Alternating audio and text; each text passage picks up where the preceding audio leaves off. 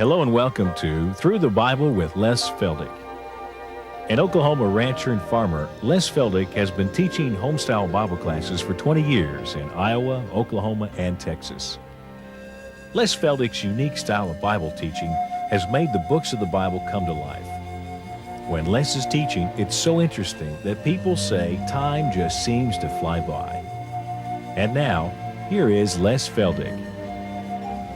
And again, it's good to have every one of you back, although we're not many today. And as we mentioned a couple weeks ago, this is our 33rd taping session, and this is the first time that Oklahoma weather didn't exactly cooperate with us. So we're few in number, but quality means more than quantity. So we're just glad that you folks showed up. And for those of you out in television, we always like to remind you that we're just an informal group. And all of our programs are available on videotapes if you'll call or write, and we'll give you information on them. Also, we always like to invite those in the Tulsa area to come in for these taping sessions. And if you'll either just call the station and find out the day of the time, or call us. I also usually answer the phone. Call us on our 800 number. That, of course, is for those of you in Oklahoma. For those of you in the other places around the country, well, you'll just have to wait until we can set up a seminar, and we'd like to come out and someday meet many of our listening audience in person, if that's possible. All right, now, again, we want to get back to where we left off, here in the horsemen of the apocalypse in Revelation chapter 6. And just again, for a quick review, first we have the appearance of the Antichrist, signs the 7-year treaty with Israel, gives them relative peace and safety.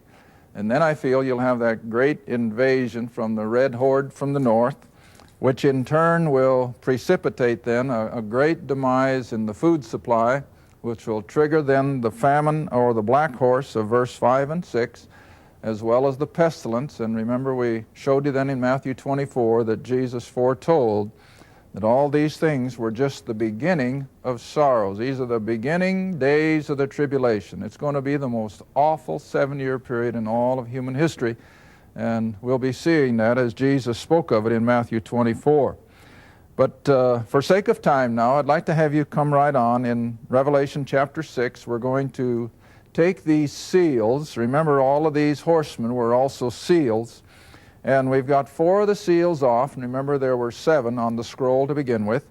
And now when he'd opened verse 9, the 5th seal, John, in his visionary experience, of course, he saw unto the altar the souls of them who were slain for the word of God and for the testimony which they held. Now I have to feel that he's making reference to the tribulation martyrs. Now, at a future program, we're going to show that yes, indeed, there will be multitudes of non-Jews who will have a salvation experience during all this turmoil, but they will not live very long to tell about it, because it's going to be a period of time when they will almost be martyred immediately. And so these are the ones that I feel John sees now in a prophetic light, that all these who have been martyred for their faith will cry now, verse 10, How long, O Lord, holy and true, dost thou not judge and avenge our blood on them that dwell on the earth? And of course we know he's going to. And then verse 11, And white robes were given unto every one of them, that is, these who had been martyred for their faith. And it was said unto them that they should rest yet for a little season, until their fellow servants also and their brethren that should be killed as they were should be fulfilled. Now that's all part of the 5th seal. Now we come down to the 6th seal, and remember there's only 7 that are holding this scroll together. Now the 6th seal, and remember Christ is the one who is opening it in order to be able to read that mortgage, so to speak, and pay it off. Now remember, we're going back to that scroll that was in Revelation chapter 5. Now verse 12, And I beheld, and when he had opened the 6th seal, lo, there was a great earthquake. Now remember in Matthew 24, that was one of the things that Jesus mentioned, that there would be famine and pestilences and earthquakes in diverse places. Now we're already seeing a tremendous increase in earthquake activity. I think you're all aware of that. It's up in the thousands of % increase in the last 20 or 30 years. And there are so many earthquakes taking place on the planet every day that the media doesn't even bother to report them. I think one day last week I read in one of the daily papers that there were, I think, 3 or 4 earthquakes, not huge, but something like 4.6 or 5 on the Richter scale. And in various places. There was one in China, and I think there was one up in southern Russia and one in Iran. But they're taking place every day. And this is contrary to history. It hasn't been that way. But here we come now in verse 12, and we're approaching now the midpoint of this 7 years. We're about at the end of 3.5 years as we get to the 6th seal. And lo, there was a great earthquake. And the sun became black as sackcloth of hair, and the moon became as blood. Now, all you have to do is know the circumstances. We know that when there's tremendous earthquakes, there's more than likely volcanic eruptions as well. And as we know from the past, volcanoes can literally spew out so much dust into the atmosphere that the sun indeed can almost be blocked out and so forth. So I think that's all we have here. It isn't that God all of a sudden is going to blacken the sun per se, but as a result of these activities on the planet, the sun will become almost like we've already seen it at times, just like a little red glow. And the moon became as blood, again because of all the pollution that has been blown into the atmosphere. Then verse 13. Remember that this is God dealing primarily with the nation of Israel, as we showed in our closing remarks. Jeremiah said it's the time of Jacob's trouble. And as I've pointed out over the years, and for those of you who have been following now from Genesis on, that whenever God was dealing with Israel in the land, the supernatural was commonplace. Remember that? Beginning when Moses went into Egypt. The plagues, they were supernatural events under God's control. The opening of the Red Sea, supernatural. And the life of Samson and his escapades, supernatural. And the appearance of the angelic host at Christ's birth, supernatural. The opening of the prison when Peter was in prison by the use of an earthquake, what was it? Supernatural. And so this is what I'm talking about, that when God is dealing with the nation of Israel, as he will be now in these 7 years, we're dealing with the supernatural almost every day. Things that are beyond the ordinary. And so now in verse 13, we even have cosmic disturbances, where the stars of heaven fell unto the earth, even as a fig tree casteth her untimely figs when she is shaken of a mighty wind. And heaven departs as a scroll when it is rolled together, and every mountain and island were moved out of their place. In other words, tremendous worse. Verse 15, now even the rulers, the men in high places are getting shook. And the kings of the earth, and the great men, and the rich men, and the chief captains, and the mighty men, and every bondman, free men, hid themselves in the dens and in the rocks of the mountains, and they actually plead for death. And they cry, fall on us, and hide us from the face of him that sitteth on the throne, and from the wrath of the Lamb. Now you see, for the last 1900 and some years, mankind has not seen the wrath of God.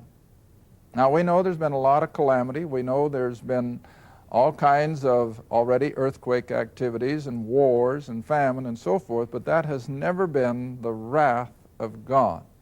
I've always maintained that the things that come on the human race that plague us are not acts of God's wrath. They are rather God permitting Satan to bring suffering and turmoil to God's creation. God is not in the business tonight of pouring out his wrath.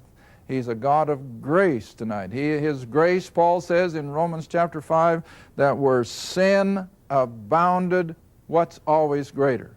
His grace abounds even more. But see, grace is ended now. That has ended with the outcalling of the church back there at the before the tribulation began. But now you see, we're seeing the wrath of the Lamb being poured out. Verse 17, and it's repeated twice in 2 verses. For the great day of his wrath is come, and who shall be able to stand? Now, I won't take time to go back and look at it, but do you remember Psalms chapter 2? We've used it so often coming up through the Old Testament that after mankind, Jew and Gentile, have rejected the king, and they're going to go into a period of perplexity and derision, and that's where the world is tonight. They don't know which way to turn. And then what does the next verse say in Psalms chapter 2? And then he shall pour out upon them his vexation and his wrath. See, it's no longer the age of grace. All right, now all these events then take us up to the midpoint of this 7 years. We've had the appearance of the Antichrist. We've had the permission, if I may use that word, for Israel to go back into temple worship. She's going to go back under the law, you might say. And of course, she's getting closer to that all the time. And then we have the great invasion from the north. And I should have made a comment on that I didn't have time. I know there are those. In fact, let's just back up, because I don't like to skip something, and just because the half hour runs out. Go back to Ezekiel, if you will, just a second, because it's a point that I think I want to point out, because it is the main argument to those who feel that this great invasion has to take place before the tribulation begins because of a 7-year element. And so that reason I want to take you back. Back to Ezekiel 39. And as a result then of this great destruction of the armies of Russia on the hills of Israel,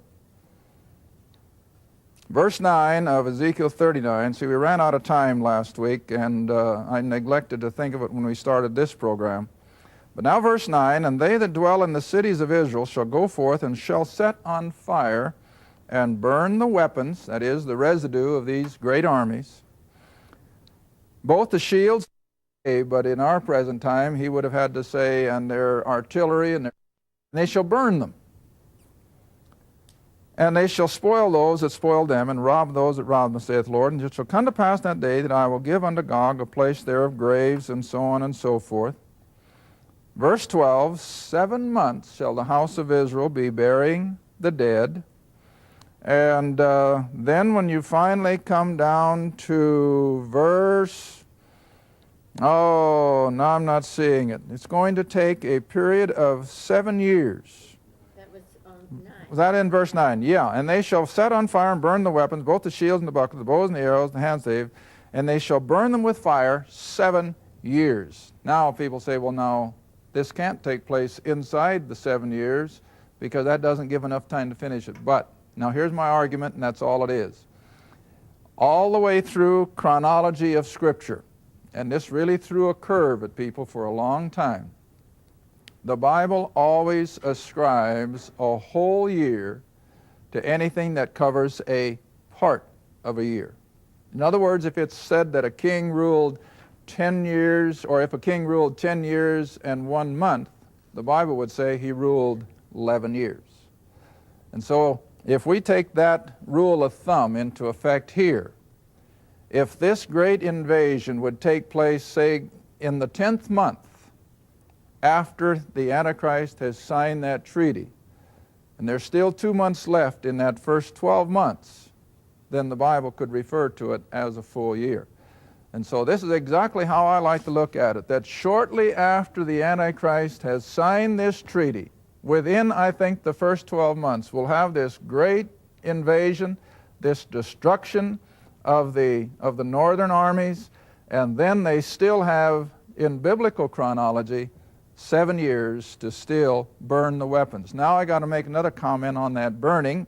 It may be out of date, but again, you never know. Way back in the late 60s, when we were still living in Iowa, I remember that there was a little news item in the Des Moines Register, which was the paper of choice at that time, that a Dutch scientist had perfected some sort of a process where he could actually make wood a better armor than steel. Now think about that for a minute. It's almost unbelievable. But he could make a wood product that would actually repel shells and so forth more than steel. And it was very economical, and so the Russian army just gobbled that thing up. And I remember when I first read it, I took it with a grain of salt, because, you know, like Iris always says, people can write anything. They can just say anything.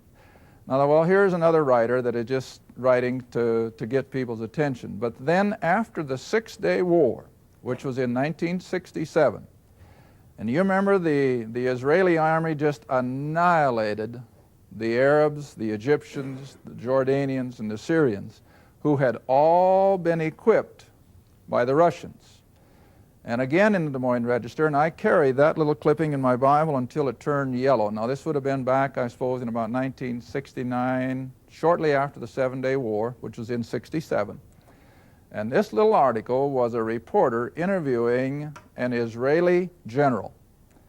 And he said to this general, well, now with all of this Russian equipment that you have captured, are you going to incorporate it into the Israeli army? And you know, that's why I cut it out. You know what that Israeli general's answer was? He said, no way. He said, that stuff burns like cardboard. See? Because it was made of this supposedly wood derivative. Now, whether that's still the case, I don't know. Maybe that's long obsolete. People will literally take this equipment and use it as firewood because, as the general said, it burns like cardwood. Now, I'm throwing that out just... Somebody asked me about it here a while back, that they had read it, and I told him the very same thing I'm telling you. So evidently there's still something to it, but I just put these things out so that you're aware of what you read in the news and what you hear in the news and so forth, and that these things are possible. Now, it may not be anymore. Maybe the Russians quit using that stuff, but I know at the time of the Six-Day War, that was the response. It burns like cardwood. Then anyway, Israel will go about burying the dead and so on and so forth. Now, let's come back then to Revelation. I think I've picked up everything that I accidentally skipped. And like I tell people, see, that's what I like about being informal. I don't have to be so cut and dried and be so perfect, because I'm trusting that my audience isn't looking for that. They're just looking for ways that they can learn and have things put out on their own level. So now then in chapter 6 again, as we come to the end of the chapter, verse 17, let me repeat it. For the great day of his wrath is come. Now always remember this, that the Bible does not refer to the tribulation as being the actual wrath of God until the last 3.5 years. The first 3.5 are going to be bad enough, but it's not referred to as the outpouring of God's wrath until we reach this point. The last 3.5 years are going to be beyond human comprehension. Now, let's go back for just a moment to Matthew 24 again, where Jesus himself is speaking of this very thing. Matthew 24.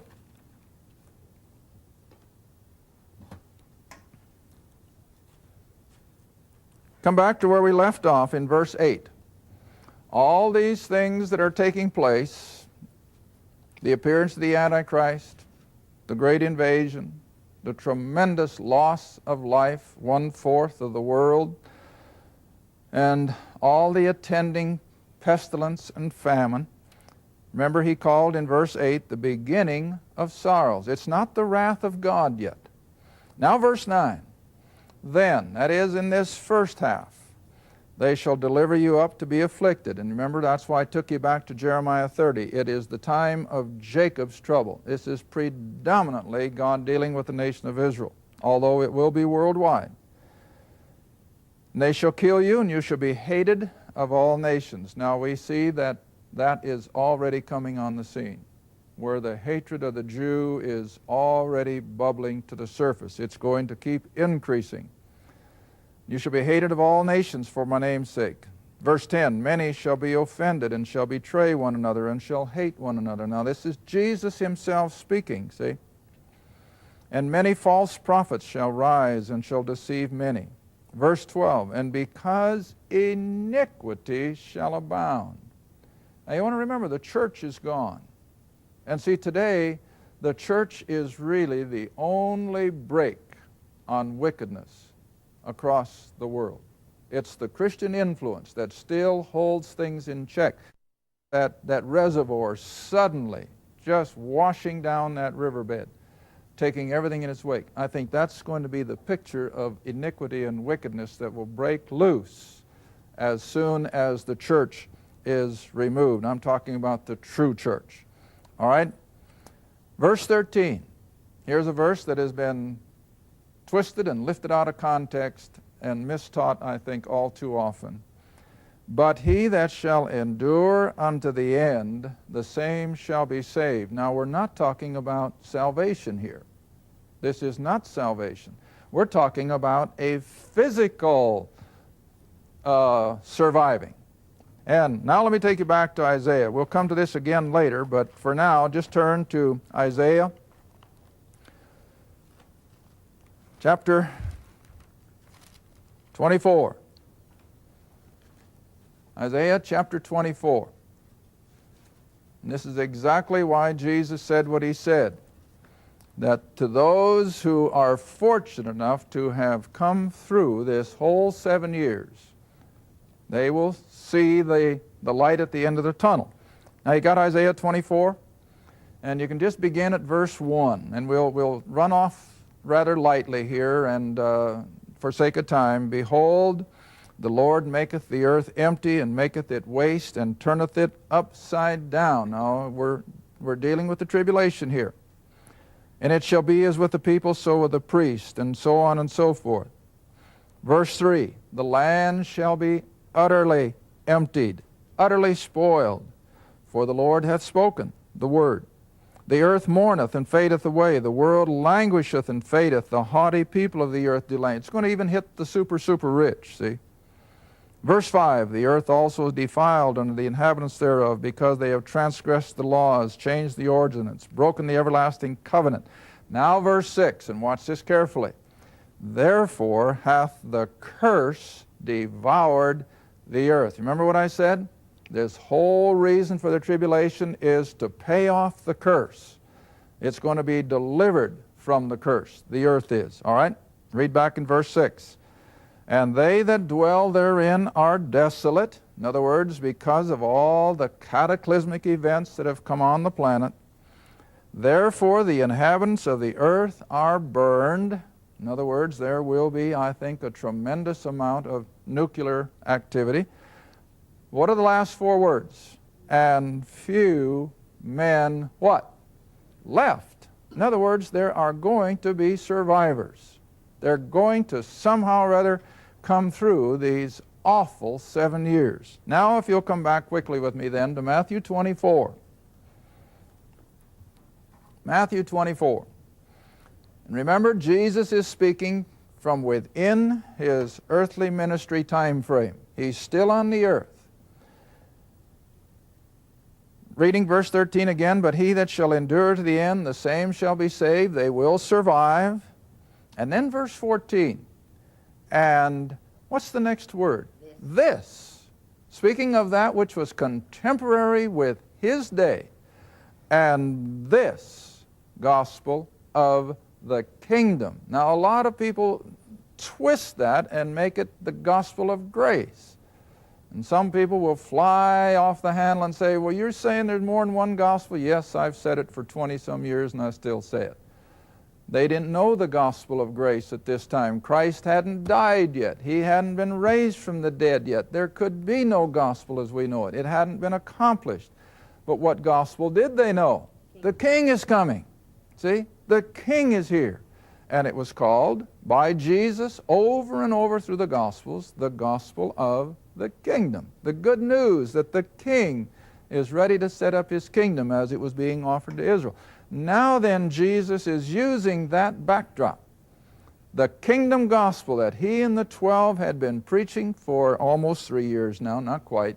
But he said, this gospel of the kingdom, now what's the next verb? Present or future? It's future tense verb. This gospel of the kingdom shall, at a future time, be preached in all the world for a witness unto how many? All nations. And then shall the end come. Now you see, that's so simple if you just put it in its right perspective. So many people have lifted this verse out of context. Good friends of mine have lifted this verse out of context and said we have to get the gospel into every nation before the Lord can come. That's not what Jesus was talking about. The gospel of grace is a calling out of a people for His name, absolutely. But it's going to end. The tribulation is going to come in. And then Jesus said the same gospel of the kingdom that He preached in His 3 years of ministry will be proclaimed again during the tribulation. Now can you keep that, put that up here? That the gospel of the kingdom, now stop and think. If that good news is proclaimed to every nation on earth, the King is coming. In how long a time frame? Well, from day one, it's just 7 years. The King is coming. And that will be the message, and we'll pick it up probably in our next program, that the 144,000 young Jewish men will preach to the world. The King is coming. And Jesus Himself, with regard to no mention again of the church age, He skips over it from His ministry to the tribulation. But during that 7-year period, the 144,000 will proclaim the gospel of the kingdom. The King is coming. Thank you for watching Through the Bible with Les Feldick, a weekly Bible study. If you would like more information about the Les Feldick Ministries, a Bible study in your area, or about this program, write to Les Feldick Ministries, Route 1, Box 760, Kinta, Oklahoma, 74552. That's Route 1, Box 760, Kinta, Oklahoma, 74552. Through the Bible with Les Feldick is viewer supported, and your gift is appreciated. Thank you, and be sure to tune in next time for Through the Bible with Les Feldick.